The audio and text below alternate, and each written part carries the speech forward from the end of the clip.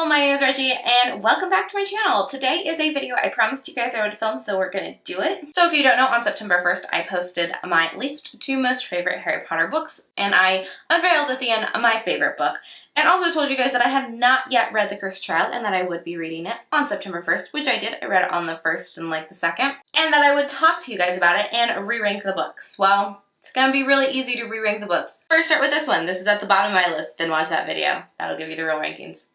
Yeah, so this is my least favorite Harry Potter book. Are we surprised? No, not at all. Not at all. I gave it a 2.5 stars, which is still pretty garbage. My Goodreads review of this is essentially something like, genuinely not as bad as I thought, but still a pile of garbage. Because it is a pile of garbage. However, I'm still interested in seeing the play of this when it comes to New York. Before I get into this video, you should definitely subscribe to my channel. I post new videos every Tuesday. And you should also hit the bell dude, because the bell dude will notify you when I post new videos, which is great. So, first off, why did it take me a year to read this?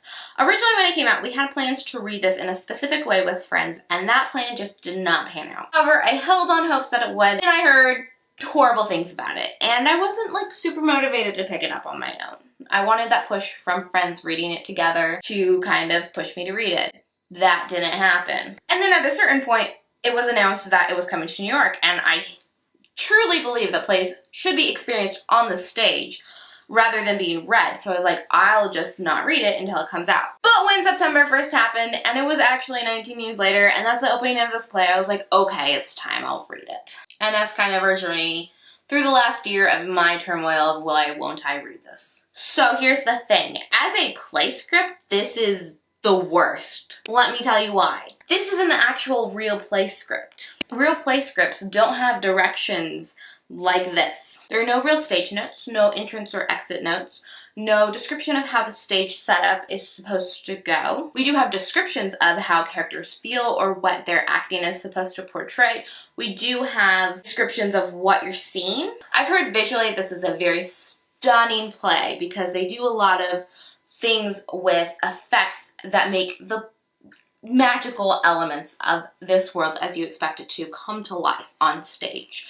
I hear it's done tremendously well. Why that doesn't come across in this is essentially what I've already told you. Plays are meant to be viewed, not read. I mean, the plot of this is not great at all. There's an incredible amount of plot holes. The characters are not at all what you expected. There are characters missing that really should be in here. Those things can be overseen when the magic of this world kind of comes to life in front of your eyes, I'm sure. At least I'm imagining so. That is not what you get when you read this. You get these like lines that are like, the character felt this way.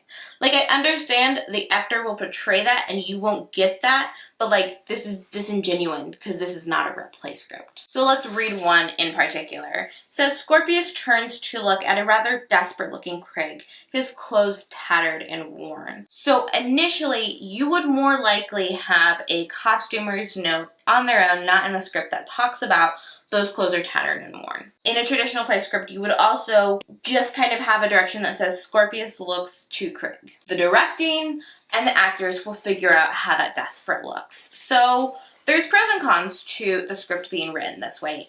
The pro is that those of us who wanted to read the play before getting to experience it, or who may never get to experience it, or you don't want to wait years and years and years for it to come to that point, then you want as much of the experience as you can possibly get. And by having a traditional real script, you're gonna lose a lot of that. However, those moments feel really disingenuine. They really take me out of the story. The reason I can start to see this play kind of take shape in my head is because of things I've read online about it, not about the directions and thoughts that were conveyed within this book. Like I said, it's super important that those are written the way they are in this book in order for us to understand what's really going on without actually seeing the actors. However, I just can't get over that like hurdle of like, this is not really a play script and this is not really a book and this is really probably not a thing that should have been published.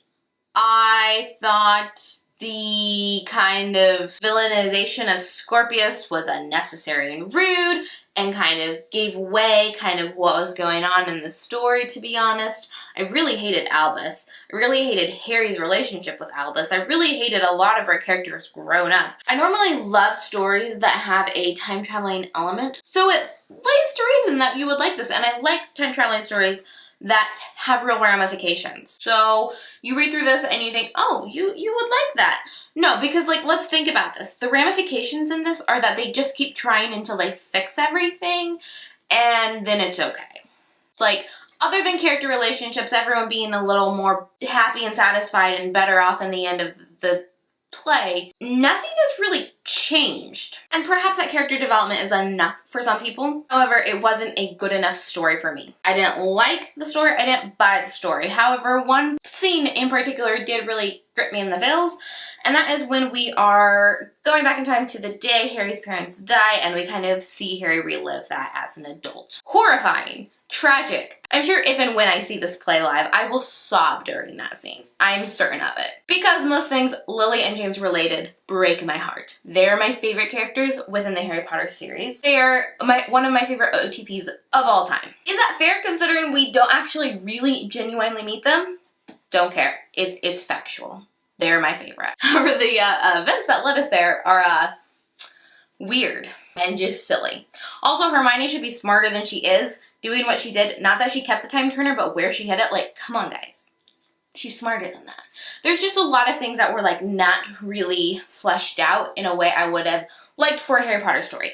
The like thoughts are okay. I don't really like the plot, but I could get over it if we would have like really delved into the issues that are tackled in this and like the plot holes that come from this story and just like kind of flesh them out, because I feel like that could have been done with a substantial amount of effort, but could have been done.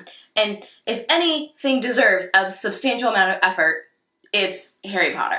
So if your issue is the concept, well, yeah, the concept, not that great, but the concept technically did come from J.K. Rowling. It was her idea. Now, if your complaint is the writing, I think that, especially the idea of that this is bad fanfiction writing, I think that really lays in the way this is written as a play, but not an actual play script. If your issues are the characters, there's nothing we can do about that. So one thing that did work in this story is just kind of being re-thrown into this world. This world is so purely magical. It still works. I still felt really like this is the magical world. I was like pretty okay with that. I wasn't okay with the characters. The plot was kind of lackluster, but the magical elements felt like I felt invested enough. I was like, yeah, this is real. So while I was reading it, I don't like these characters. I don't like the story. It's fine because this world felt genuine to what it was supposed to be. And I think that's the biggest pro I can say to this play is that I did feel like I was back in the Harry Potter world. Maybe not the Harry Potter books, but really they're not the Harry Potter books. They're not about Harry Potter. It's really not what we wanted in a follow-up, but I think for a play, visually it's probably going to be really cool. The magical elements were still there. There was still things I liked about it. And that's why it's not like a 1 star.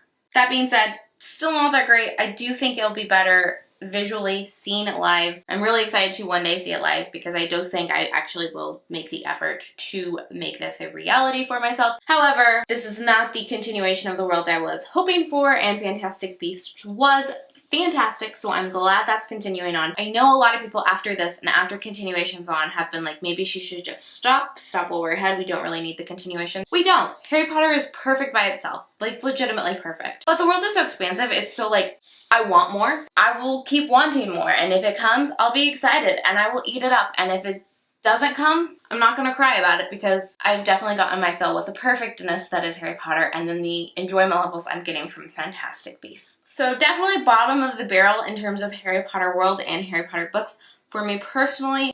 However, not the worst thing I've ever read. I feel like the biggest detriment to this is the format it's told in and the way that format is altered to seek our audiences and the way we needed to consume this. So those are my thoughts on The Cursed Child and why I think it kind of flopped for a lot of us. I hope you enjoyed this video. If you did, you should give it a thumbs up and you should subscribe. You should also tell me what you think of The Cursed Child down below. I'll see you in my next video. Bye!